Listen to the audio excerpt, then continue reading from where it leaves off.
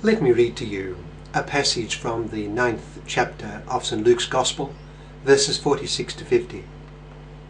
It's the Gospel for Monday of the 26th week in Ordinary Time.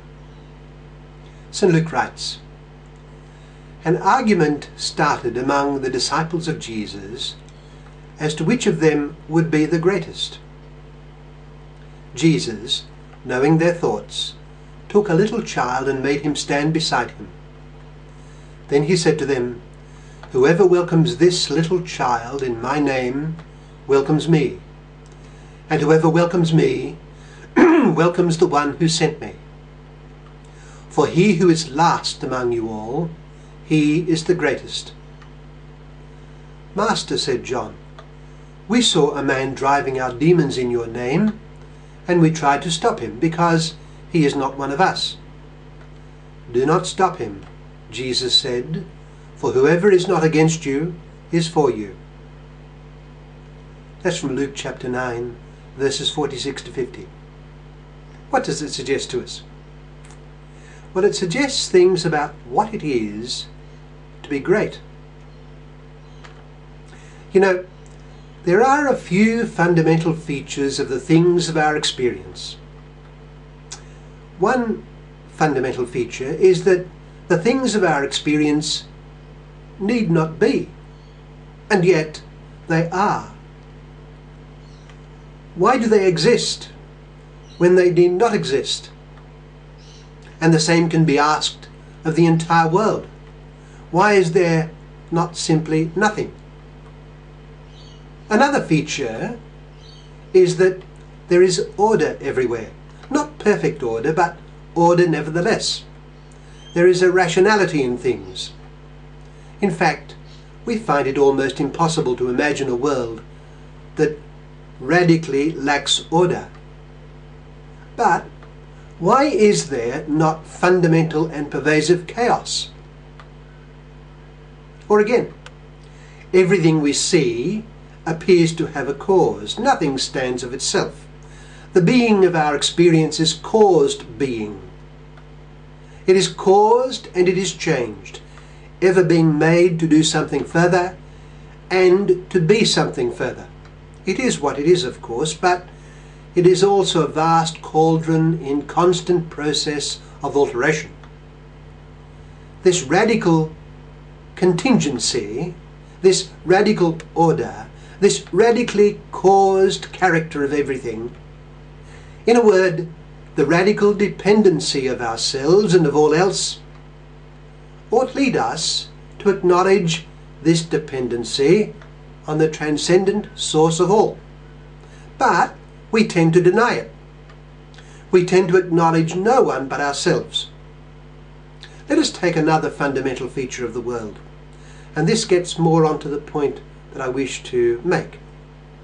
There is an astonishing variation pervading all of existence. The universe is unbelievably vast, a vastness not only of size but of kind. To put it simply, well, things are large and they are small. Things are red and they are yellow.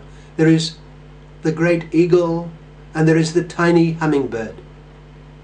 Things are of breathtaking variety in the perfection or degree of being that is theirs.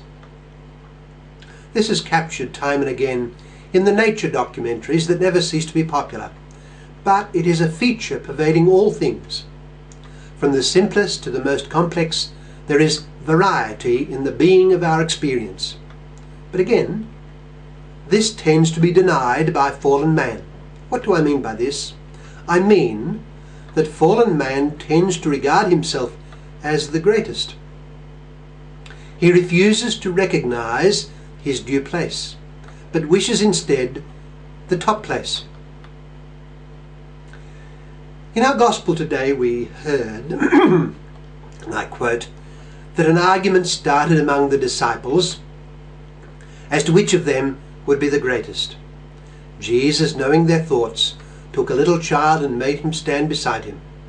Then he said to them, "Whoever welcomes this little child in my name welcomes me, and whoever welcomes me welcomes the one who sent me. for he who is least among you all, he is the greatest. The disciples of Jesus Christ were in dispute among themselves as to which of them was the greatest. Well, how like mankind they were. In one form or another, however subtle the form, this dispute about who is the greatest lights up the scene of human society with the roar of its flames. Deep within him, and to one degree or another, man tends to think that he is the greatest. When this is denied by another who thinks he is the greatest, a war breaks out. Indeed, you know, this happened in heaven itself. Christian thought has spoken of Lucifer, one of the greatest of God's angels, the light bearer, which is what Lucifer means, declaring that he would not serve. He wished to be the greatest. And so, as we read in the book of Revelation, war broke out in heaven, and he was cast out. Well, take the dawn of human history. This same Satan presented himself as the woman's friend. Eat of the tree, and you will be like God. And however gifted and resplendent she already was, he said she would be another god. It was a very great lie, but she went for it and ate. And then she gave it to her husband to eat, and he ate. They both went for the lie, they went for it, and it was mankind's undoing. They wished to be the greatest, not understanding how to be truly great. Now, man has been given the desire for perfection, the desire to grow and to reach the fullest in his potential. And in this sense, he is called to be great. But this means being great in who we really are. And we are radically dependent in every possible way on God.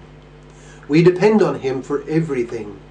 And greatness means recognizing that God is great, and that all we have comes from him who is great. Of ourselves, we are nothing.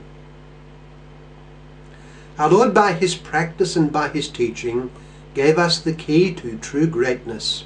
True greatness lies in acknowledging and living the truth of who we really are. We are creatures of God, radically dependent on him, having the measure of gifts and life accorded to us, and called to live accordingly.